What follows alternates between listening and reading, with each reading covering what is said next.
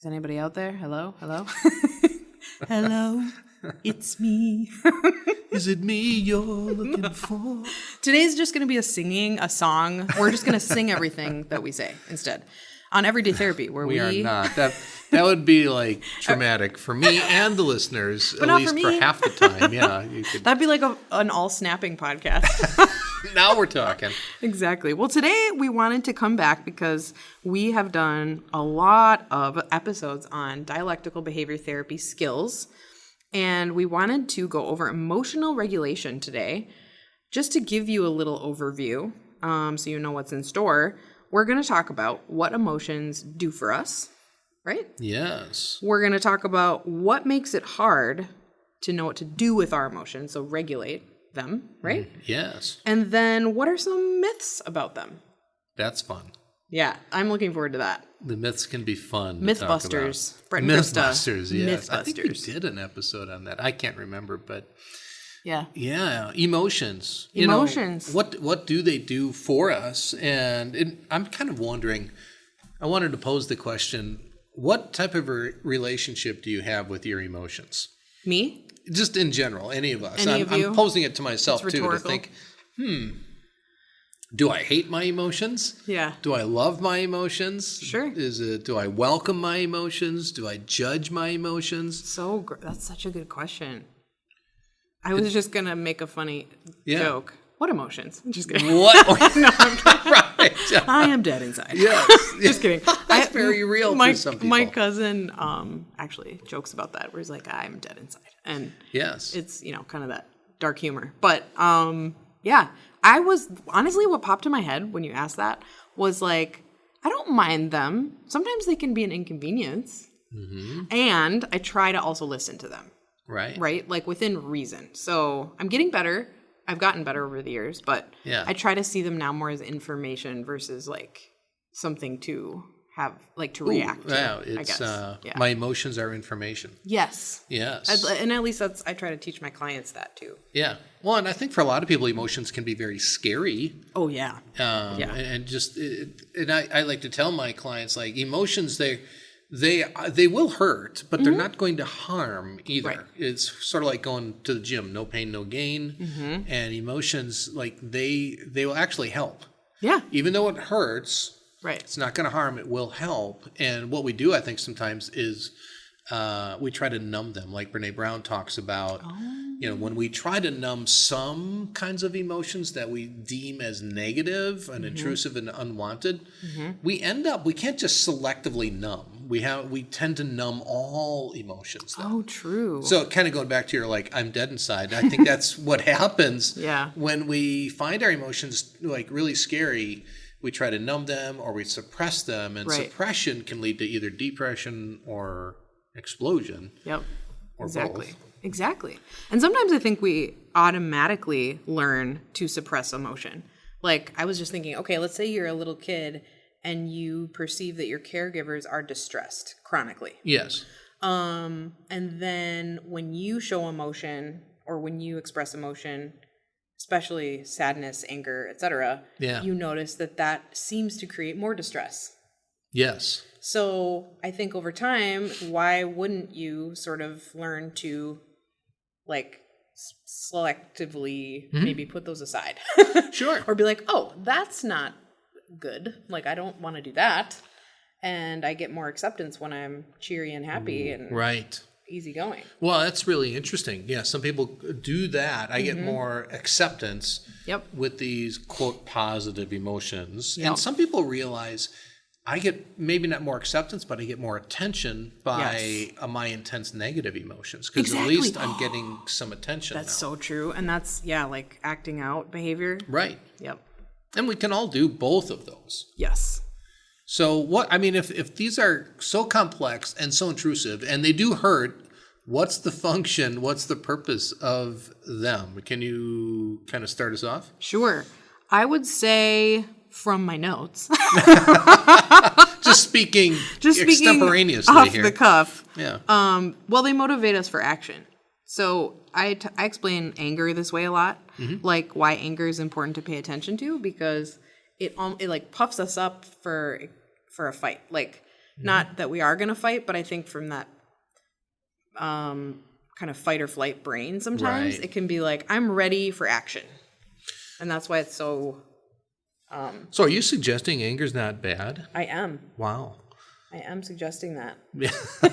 Well, and that's really good. That would be, I don't know if we've ever done an episode on anger. That would be fun because we do have talking about what's your relationship with your emotions. I think pervasively in our culture, we have a negative reaction, at least, if not relationship to anger. Oh, yeah. It's bad. For sure. Yeah, it's bad. For so sure. I appreciate that. Okay. Well, another thing, another function of Yeesh. our emotions, in addition to motivation, is communication. You were just talking about that before, like information. I think of it as kind of like a car alarm. If a car alarm goes off, whoop, whoop, whoop, whoop. It's Pew, just, pew. it's not bad. It might be a little bit annoying, Right. but it's really helpful information. And it doesn't mean I have to react. It just means I can go and take a look. Yes. And because it's calling for attention, essentially. And to say, hey, something's going on. Exactly. And it could be kids with a Nerf football or a guy with a crowbar by my window. Yep. And so I can look there, and it's communication and it's information. Yep. Yeah, so two good functions. What's another one? Communication to ourselves. So it's not only communicating to others, but communicating connection to ourselves, right? Yeah. So I'm using anger again as an example. I can't take credit for this, but when I'm angry, when I notice a feeling of anger, frustration, etc., I will ask myself, what am I feeling powerless about? Ooh. And that has been extremely helpful. And then I'm like, oh, okay. It helps me kind of reflect. Yeah, what a great question. Mm-hmm. I love that question. Mm-hmm. What do I feel powerless about? And then okay, what do I do? Right. I do something? That's from my therapist, by the way. That's from your therapist? Yeah. Okay. Yeah. Wow, that's great. Yeah, it's helped me so much. And now, of course, I use it with my clients. Can I share something? Yes, that's please. Helped me a lot too? Yes. It wasn't from my therapist. It was from Finding Nemo. Oh, yes. So there's a line in the movie Finding Nemo speaking to a shark at a shark support group that they have to kind of reaffirm that fish are friends, not food. And so I think about that in relation to emotions, that feelings are not facts. Feelings are friends. Not facts. Not facts. And nice. so I love that's that. really helpful. Because for me, I'm kind of like that big great white shark Bruce in the movie Finding Nemo. Emotions. I just have sometimes a negative reaction to my emotion and see it's bad. Yep. And because I take it so factually, and it feels so intense that it has to be credible, has to be real because it's so intense. Yep. And it's good to remember that, as you're saying, my emotions are communication to myself, it doesn't necessarily mean it's factual. It just means, okay, take a look. Exactly. Love that. Love that. So maybe a good question then for us is what's the difference between a valid emotion and a fact? Oof. I'm still trying to figure that out. Yeah. Because our behavior comes out of it. Yes. Right? So, I better be pretty sure I know what's what before I do a behavior, right? Yes. Yeah. Hitting send on an email that I wrote when I was upset. Or a text, right? I know. Yes. I know. Yeah. Yep. So okay. I think sometimes we can, I would say all emotions are valid. Okay. It just doesn't mean they're rooted in truth. You hear people say, well, don't tell me how to feel. I agree. Don't tell me how to. Right. Yeah. So the feeling is valid, and yet because it's real, it doesn't mean it's credible though. Sure. Okay. And I like because that. I might feel an emotion of shame. Right. That I'm terrible. I just want to hide, and I have this urge to hide, and I don't want to be seen because I feel this shame. So the shame is real. I can't say don't feel shame. It's valid. Sure. However, it's rooted in a thought. And the thought might be that I'm guilty of something, that I did something wrong, or I'm bad. And so I might have something factually inaccurate that I'm believing to be true, and then I feel a valid emotion. Yes. Oh, man. You got to be alert, man. Yeah. Here's one that I do is I will, based on how I feel about a situation, I might make up a couple theories. Ooh, yeah. And then, because the theories fit with my emotions and thoughts, Ooh, wow, that's good. I kind of like sometimes go ahead as if it's true. Yes. That's why it's so important to check your assumptions with people. Yes. Because your theory may be totally wrong. Yes. And it doesn't take long for an assumption to become a conclusion. Oh my gosh, right? Like a nanosecond. Yeah. Exactly. Okay. So it's just important for us, I think, to remember that the greater the intensity of the emotion, the harder it is to distinguish feelings from facts. And we do need to slow down the train. Take a break. And I am preaching to myself right now. And me as well. Yeah. So why is it so hard to regulate emotions? Like, it's kind of, yeah. Right? Like, why is it so hard to deal with, especially strong feelings, strong emotions? Yeah, where do they come from? Well, you've noticed some people are just more emotional, and some people are just more facts driven. Yep. And so in DBT, dialectical behavioral therapy, we talk about what Marsha Linehan has said, that the founder of DBT, that some people are just biologically predispositioned to be higher emotion. They have more emotions, and we know that to be true. It's just very anecdotal. We can look and we can see that some people are more emotional and some aren't. But then she says it's biosocial, so part of it's biological and part of it is social. So we grow up in an environment too, and if we've had trauma in our environments growing up, or we have chronic invalidation, then we can become more emotional too. Or if we're emotional to begin with and we experience trauma and invalidation, now it doesn't take long for me, if I'm running at like a 5, it doesn't take long to get into that danger zone of like 8, 9, or 10 out of 10. Right. So it's part biological that we just can't help it. Right.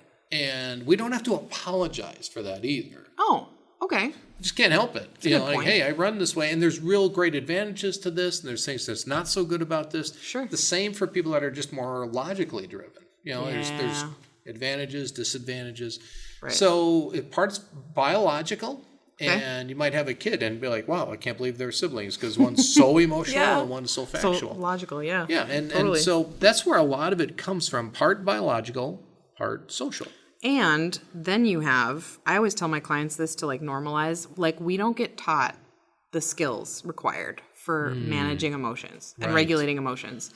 Like, I think they might be starting to teach more of this in schools. I guess I don't know.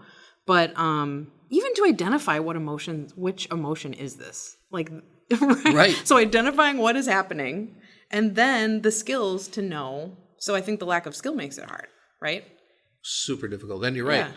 I would say we are not taught in a formalized way. We are taught in an informal way because we notice it, we watch it, we see it with important people in our lives. Parents, namely, jump out that we see how they deal with intense emotions. Oh, so true. And so some can go to explosion, some can just be dead inside. Shut down. Yeah, exactly. shut down. Oh, yeah. It all depends on how it was modeled. Modeled and reinforced, right? Right. Yep. Yeah, because then I'm just doing what I've seen in my house growing up. Yep. And then I might get reinforced for it and not being really the best way to handle it. Right. But I'm getting that reinforcement. So maybe I act out and I scream. Yep. But I'm getting attention for this. Right. Hey, this works. I like that. I'll take it. Right. And then it just becomes habit and neural pathways and the such. And the such. Okay, so then there is moodiness. Ooh. What do you mean by moodiness? I don't know. Yeah, this probably is has to do with hungry, angry, lonely, tired. I think you're right. Okay. Yeah, we're susceptible to just having our moods fluctuate if for various reasons. Yes. Like there's environmental factors. Yep. I think the change of seasons. Oh, yeah. I think sleep. How much sleep Absolutely. did I get? Am I hungry? Yeah. For women, there can be hormones afoot. Right. I think, it's all that. There's a lot of factors that are happening to us, and we don't even have a clue what's going on. Right? That's really good. And kind of like also emotional overload. Sure. So we talked in our previous podcast, you were talking about Gottman and feeling flooded. Yep. And so when we feel flooded with intense emotion from another person or overwhelmed with the information, etc., we kind of have this emotional overload in response, so we can either kind of shut down, we call it hypoarousal, or we can kind of go into fight or flight mode and kind of hyperarousal. Exactly. So we can actually respond, and it's hard to regulate these emotions because it's just overload, and we are overloaded. We are overloaded, like with information today. Oh my gosh, ain't that the truth? Yeah, I think we're underloaded, if that's a word, with wisdom, but we're overloaded with information. That's so true. We have all the information in the world at our disposal, but not wisdom. Right. Yeah. Yeah, and so what do we do with all this information? Yeah. That can be emotional overload. Yep. So what are, I think this is my favorite. So we're going to be myth busters. Yes. Because there's a lot of myths. I was just like, Myths. if you had a list and you said the word miss, like, yes. swinging a myth. Swinging the myth, yes. So there's a lot of myths about emotions that are not true. So accurate. Yeah, we just don't get it sometimes, the myths that we are believing about emotions. So again, you talked in the previous podcast in relationships, how we have this negative sentiment overload that Gottman talks about, where we have these negative conclusions about somebody right away. And that's a myth too. It's not true, but we're living with this person as though it is true. Right. And so I might think my spouse just really doesn't like me. Right. And so this is negative sentiment override. And so now I live with my partner based on something that's not true, based on this myth. And you can see, like, if I'm always believing that, and I'm interacting in my world, even just generalized, that I'm never good enough for anybody, wow, look at how that myth really has a pervasive and intensely negative aspect of my life. Exactly. So we're going to go over these myths. We have a few of them, and we all believe these. So it's just, being aware and accepting it and saying, oh yeah, I guess I do that. Yes, so exactly. Should I start with the first one? Do it. Okay. Myth number 1. I need like little, something. Thank you. Myth number 1, I should never let others know how I feel because they will think I am weak. Ooh, boy. I'm like, where did this come from? I mean, this myth is like, I'm relating to this a lot because I've definitely felt this way and acted as if this were the case. It's not the case. People usually haven't thought, like when I've expressed emotions, I don't think people have actually concluded that I'm weak, but it's a fear. So it's like, where did this come from? Right. Why is this a thing? What do people do when they're crying? If they're caught crying, they're apologizing. They're like, oh, I'm sorry. Always. Right? Yeah, I'm sorry. I shouldn't. And people are at a funeral where there's ever a place that crying would be very understandable. It's almost and weird if you don't. Yeah, and then people still, I'm so sorry, I'm crying. Right. And you asked where did this come from? I think this came from men in general, because I think men are kind of conditioned, especially to not be emotional. I should never let others know how I feel because they will think I am weak. I've worked a lot with police officers too, and they are very much conditioned to not have emotion. There's emotional intensity that they're going into all the time, and their job is they got to contain and control the situation. And emotions can get in the way, so they have to suppress that. And there's this thought a lot of times, unfortunately, within police departments where if I am showing my emotion, I'm weak. And it's really just the opposite. Sure. Yeah. Go ahead. No, I was just going to say, so basically the opposing view to that one is just because I express how I feel in a certain situation doesn't mean I'm weak. Emotions are a part of how we react to the events around us and inside us. And it's totally normal to let others know how I feel. And there's a right way to do it, to let others know how I feel, right? Well, right. Yeah. And I think sometimes men were conditioned that the way to do it is anger. Yes. And so there's like, that's it's this double bind. Because when we say anger, it's like usually in a destructive way. Right. Not a constructive way to express anger. And so there's this double bind I think men today find themselves in where I can't share emotion. Yeah. But I can share anger, but wait, no, anger is bad. Yeah. And so then like I'm supposed to suppress, and suppression can lead to depression, and it can lead to explosion, that destructive part of anger. So sure.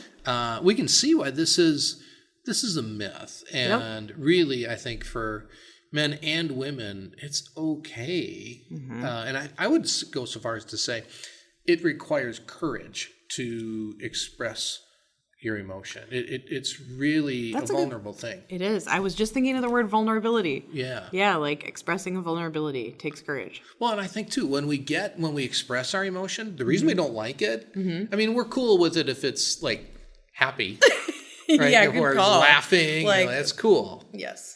But there's this emotional nakedness, I think, if it's other emotions, especially sad, that we feel out of control. Like I'm crying and I feel out of control and now I feel vulnerable. Yeah.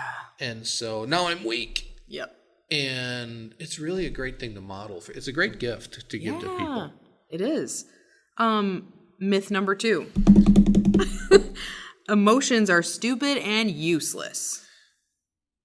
So there. Next. Enough said. Story. Yeah, exactly. I mean, I've definitely felt this way. I think earlier I even said sometimes I feel like my emotions are a little bit inconvenient, right? Because and I think that is kind of along this line of thinking where it's like, what is the point of this? Almost like this is a waste of my time. I have stuff to do. I can't be feeling emotions, like, which dismisses them outright instead of being like, what does this mean? Wow, what is happening? Right? Why is this here? Right? Absolutely. And I think when we talk, that's why we talked about what's the function. Yep. We do see this as sometimes just intrusive, unwelcomed, unwanted, useless. And yet, but wait, this is communication. Yep. This actually emotion. We didn't talk about this. Emotion and the expression of emotion allows for connection. And so motivation gives us energy and fuel to do things. So emotions have definite functions, but we do kind of say, no, they're stupid. Yeah. And they're useless. Why do you think where does this come from, do you think? I know for me, when I'm learning how to do something, when I'm learning how to do something and I find myself struggling, it's really easy to be like, well, this is stupid anyway. Right. I think it's a way of, instead of me being like, I feel inadequate right now, I like externalize it and be like, well, this is dumb. That's a really great point. Because the things we don't understand, we tend to get really critical of. Right. And if we don't understand our emotions, we're going to get critical of them. Exactly. That's a great point. I'm thinking about the stand-up comedian Jim Gaffigan when he has a whole bit about bowling, and he's like, "You're always so confident that first roll down the, down the lane, and then it goes in the gutter, and you're like, it's a stupid sport." That first turn back to your friends. That's so true. And we do, it's like the sour grapes kind of thing. Right. Yeah. And so it really notice that if we have this, where is it coming from? Exactly. And emotions, they do help us. You said earlier, our emotions are what really ultimately lead to our actions. Right. And our actions, a lot of the time, we can regret. Right. And marketing and advertising is directed towards our emotions because they know if they got our emotions, they've got our wallet too. So fair point. A lot of times people will take this and say, it's stupid, useless. But notice that's an emotion that's driving that. Oh my gosh, yeah. And then that's going to result in a behavior. Yep. Oh, good call. A play within a play. Play within a play. All right, let's keep playing. Okay. What do we have? Number 3. If I feel something, then it must be true. Back to fish are friends, not food. Right. Feelings are friends, not facts. Yes. Right? From Nemo, Finding Nemo. Finding Nemo. Yeah. Boy, do they feel true sometimes. Like, yes. There's been times where I've been like mad about something where I've been like, well, telling this person off is just what I need to do, and that is a fact. You know what I mean? Is a fact. And it's not a Yes. fact at all. It is just one of many options. But my brain is trying to, in that state of that heightened state of emotion, Right. it's like, no, this is what it is. This is it. Right. It's sort of like the greater the intensity of the emotion, the greater my tendency for justification of my action. Yeah. Yeah. Like that's so inherent, especially when we're really angry about yeah. something. Yeah. Yep. And I think the same can go for sadness, actually. And I think it makes me think of like when people are feeling hopeless, right? And maybe even suicidal, is that it tends to feel like a fact, right? Like it really is hopeless. I really am worthless, right? And it's like, no. That's not a fact. It feels very intense. It's just not a fact, though. So don't make any decisions based on it, right? And the tricky thing is, doesn't mean the emotion is invalid. Correct. Doesn't mean I'm stupid for feeling this way. No, exactly. It's valid. The emotions are valid, and the emotions aren't our problem. The intensity of our emotion can be the problem. Right. So that's what we have to be aware of. Yep. And I think especially, I was glad you brought up suicide, because those are very intense emotions, and whether it's suicide or intense anger or intense sadness, not the emotion. We got to really be aware and kind of reluctant to just go and react the greater the intensity of it. Exactly. Really hard to do, though. Hard to do. Yes. Okay. Okay, myth number 4, kind of expanding on what we were talking about. If I feel like doing something, then that must be the right decision for me. So if I feel like letting so-and-so know what's on my mind, that must be the right decision for me. And that is a myth. That is not true. How could it be? My emotions are valid. Right. Yes. Valid, but not a fact.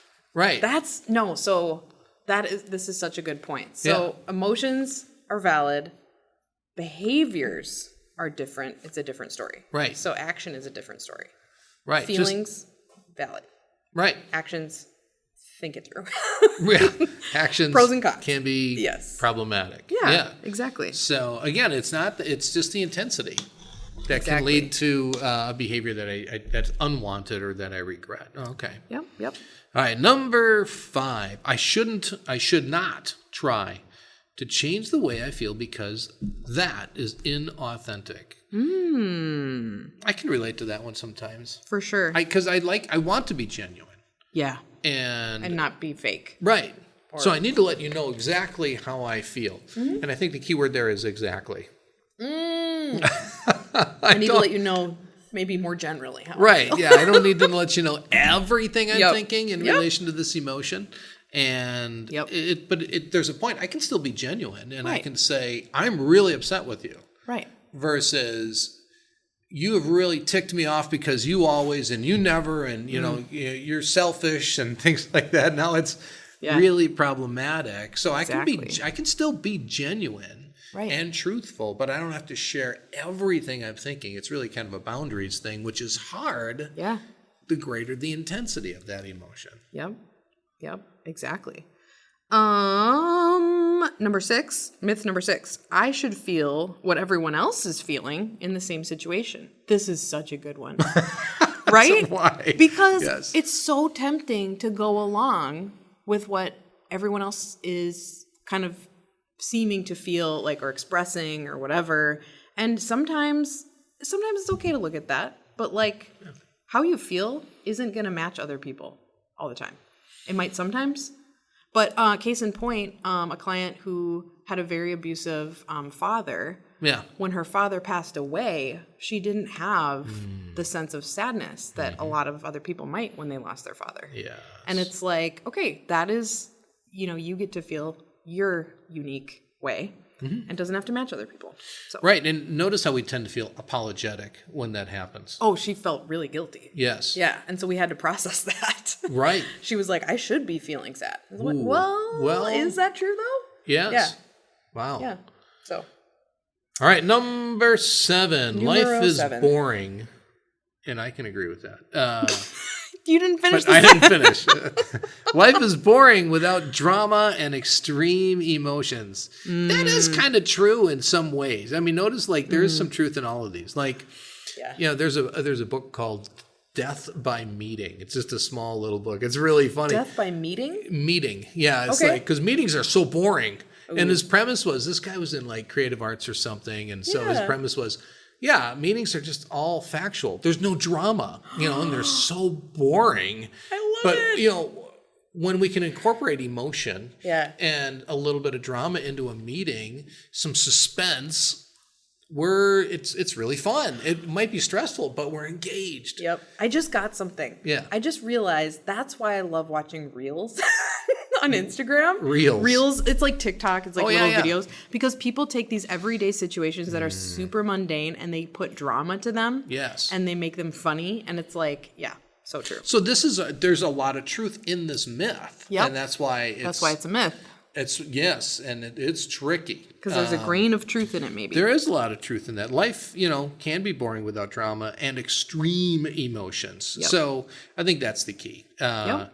It's the extreme, it's the intensity here, and we need to be open to all the different emotions we might face and be feeling, because that really enriches us. Right. But acting on really acute impulses that result from intense emotions, that can lead to destructive behavioral consequences. Yes. And so then we have regret. Yep. We ready for myth 8? Last one. Okay. When I am impulsive and I act on my intense emotions, I get more things done. I actually had this challenge. I had to challenge this week with someone because, and I understand why, because she had gotten into a conflict with a relative, and in so doing, she raised her voice and she's, again, like acted on anger. Yes. And she ended up getting her way. Yes. As a result. And so she was like, well, that just shows that this is what it takes for, my cousin to change. Yes. Right? This is what it takes for her to get it through her head, is I have to yell and I have to call her names and I have to, right? Yeah. And we had to dismantle this, right? Because it's like, that's just not true, right? Yeah. That's why it's challenging, because sometimes we do seem to get more things done if we act on intense emotion. It makes total sense. Because what did we say earlier? One of the functions of emotion is motivation, or it gives us fuel. Because I think of the word emotion, and the E in emotion stands for energy. Yep. So an emotion is energy Yep. in motion. And so when we have this intense energy that comes from the emotion, it's like, what do I do with all that? Right. Yep. And I have to act on it now. But there is energy that is screaming to be released. Yep. And I was like, how am I gonna challenge this? And I think what I ended up going with was like, but what about your peace of mind? Right? Like, maybe it had the intended outcome with this, with your cousin kind of deferring to you, or giving in. But what about how worked up you got, right? Yeah. Like, what about how much stress this put on you, Right. to get that upset, right? So anyway, That's a really good point. Yeah, it was. I think it was helpful, but also like, there's skills. There's skills. Well, let's be skillful maybe in response to this. Okay. So I'm just going to review these really quick. Okay. And whatever myth, pick one myth that you identify with that's true of you, and do the opposite. So if I should never let others know how I feel because they will think I am weak, do the opposite. Let others know how you feel. Let others know how you feel and see what the response is. Challenge that myth by doing the opposite. So that's number one. Number two, emotions are stupid and useless. So change your perspective on that and begin to embrace it and validate your emotions in others. Number three, if I feel something, then it must be true. Try to challenge that this week and say, it's not necessarily true how I'm feeling. It's valid that I feel this way and may not be true. Number four, if I feel like doing something, then that must be the right decision for me. Think of how you're going to challenge that. Number five, I should not try to change the way I feel because that is being inauthentic. Number six, I should feel what everybody else is feeling and in the same situation and the same manner. Number seven, life is boring without drama and extreme emotions. And number eight, when I am impulsive and when I act on my intense emotions, I actually get more done. Try to challenge one of these this next week and see how it goes for you. I love that idea. Can't wait to talk with you all on the next one. I hope you have a fantastic week.